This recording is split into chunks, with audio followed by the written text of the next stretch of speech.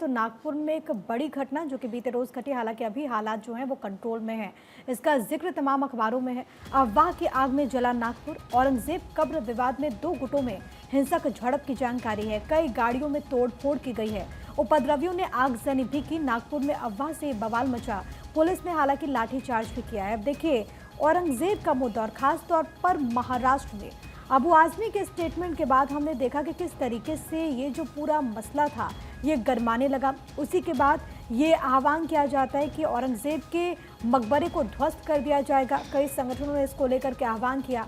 उसके बाद हमने देखा कि औरंगजेब के मकबरे के आसपास सुरक्षा कड़ी कर दी गई। इसको लेकर के पुलिस प्रशासन काफी चौकस था, लेकिन बवाल तब मच गया जब एक अफवाह फैली। कहा गया कि दरअसल वहां पर समुदाय विशेष के धार्मिक ग्रंथ को नुकसान पहुंचाया गया है, जिसके बाद वहां पर गुट आमने सामने नजर आते हैं। हालांकि अब जो स्थितियां हैं वो कंट्रोल में है, लेकिन बीते रोज देर रात जो घटना घटी वो तस्वीरें आप देखिए किस तरीके से वहां पर आगजनी हुई है, किस तरीके से वहां पर वाहनों को निशाना बनाया गया, वहां पर पत्थरबाजी होती है। कुछ और तस्वीरें जरा देखेंगे आप। नागपुर में आगजनी, गाड़ियों में तोड़ फोड़, हिरासत में उपद्रवियों को लिया गया, सुरक्षा बलों की तैनाती कर दी गई, पुलिस का लाठीचार्ज भी देखने को मिला। अब इस पूरी घटना को लेकर के खुद मुख्यमंत्री ने ये बात कही है कि दरअसल ये जो पूरा मसला और खास तौर पर ये जो औरंगजेब का मकबरा है, क्योंकि सरकार की तरफ से एक संरक्षित स्थल के तौर पर इसे घोषित किया जा चुका है, यही कारण है कि सरकार की जिम्मेदारी बनती है कि वहां पर सुरक्षा कड़ी कर दी जाए। ये धार्मिक मान्यता से ज़्यादा ऐतिहासिक रिकॉर्ड का भी विषय है। लेकिन कुल मिलाकर के इस वक्त नागपुर में बवाल मचा हुआ है।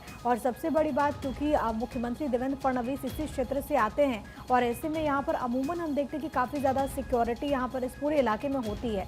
जिस तरीके से पूरी घटना घटी उसके बाद कार्रवाइयाँ लगातार हो रही है, अलग अलग पहलू से मामले की जांच हो रही है कि आखिरकार पत्थर किस तरीके से वहाँ पर जुटाए गए, क्या ये पूरी प्री प्लानिंग का हिस्सा था, वो असामाजिक तत्व कौन थे, किस तरीके से इस घटना को अंजाम दिया गया, तमाम विषयों को लेकर के अब यहाँ पर जांच चल रही है। लेकिन आपको ये फिलहाल राहत की बात बताते चले, जैसा कि हमारे सहयोगी जो कि ग्राउंड जीरो पर मौजूद हैं वो हमें अपडेट दे रहे हैं कि वहाँ पर जो स्थितियाँ हैं वो अभी कंट्रोल में है। चलिए वहीं बिल्कुल देखिए किस तरीके से नागपुर में रैपिड एक्शन फोर्स ने मोर्चा संभाल रखा है। हिंसा के बाद नागपुर में बीएनएस की धारा 163 लागू की गई है। सीसीटीवी की मदद से उपद्रवियों को पकड़ा जा रहा है, उनकी धरपकड़ लगातार जारी है और साजिश के एंगल से पुलिस लगातार मामले की जांच कर रही है। तो देखिए रैपिड एक्शन फोर्स को तैनात किया गया है ताकि किसी तरीके से माहौल खराब ना हो और नजर रखी जा रही है। हर न्यूज़पेपर में खबर का जिक्र हिंदुस्तान मेरे पास है, इसमें हेडलाइन दी गई कि धार्मिक दरअसल किस तरीके से देखिए ये पूरा जो विवाद है ये बढ़ गया है और अब वहां पर नजर चप्पे चप्पे पर रखी जा रही है। हिंसा के बाद नागपुर में बीएनएस की धारा 163 लागू की गई है। देखिए लगातार पुलिस प्रशासन की वहां पर मौजूदगी है। जो पुलिस के बड़े अधिकारी हैं उनका ये कहना है कि कुछ पुलिसकर्मी भी घायल हुए हैं, कुछ लोग भी घायल हुए हैं, हालांकि गंभीर तौर पर कोई ऐसा घायल नहीं, ये भी उनकी तरफ से कहा गया। वहीं सीएम देवेंद्र फडणवीस की तरफ से भी शांति की अपील की गई है।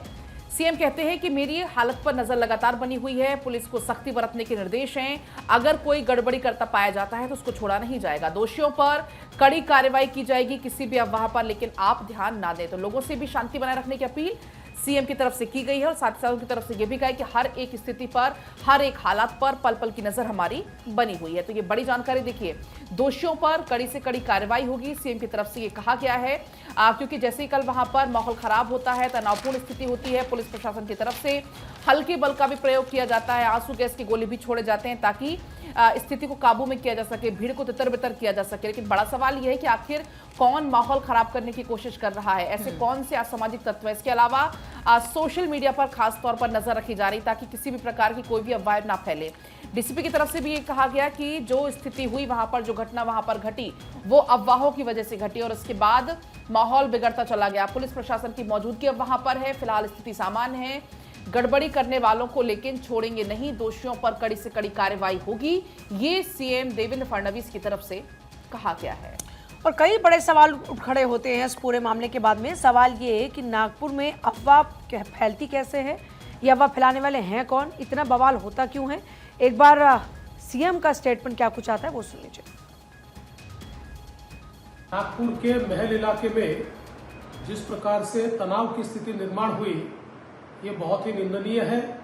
जिस प्रकार से कुछ लोगों ने पत्थरबाजी की है, पुलिस पर भी पत्थर फेंके हैं, ये बिल्कुल गलत है। मैं स्वयं इन सारी घटनाओं पर नजर रखकर हूं।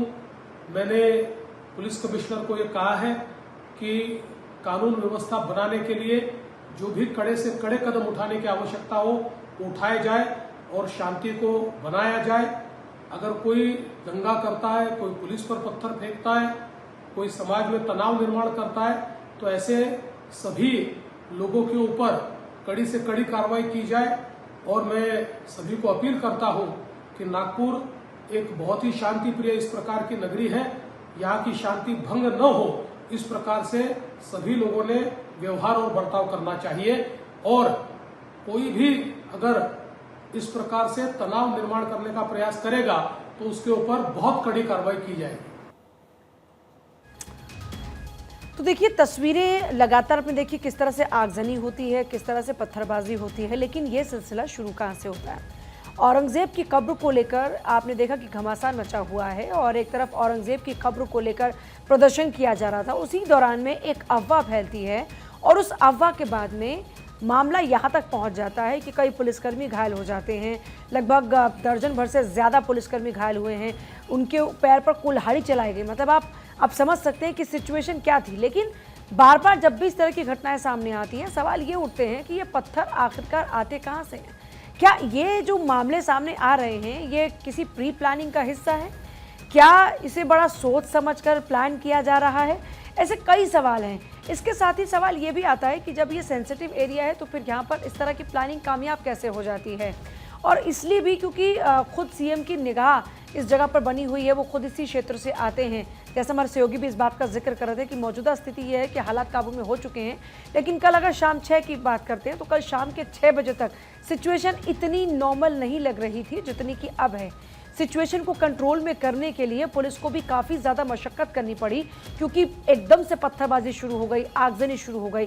और अगर आप उठाकर देखें तो पिछले इन 2 से 3 सालों के अंदर इस तरह की घटनाएं जब सामने आई हैं, उसमें कई सवाल उठ खड़े हुए ये पत्थरबाजी और आगजनी को लेकर कि आखिर ये प्लानिंग हो कहाँ से रही है, किस तरह से प्रदेश को, इलाकों को आग के हवाले किया जा रहा है, गाड़ियों में आग लगा दी जाती है, लोगों की दुकानों को लूट लिया जाता है। आखिर इस साजिश के पीछे है कौन?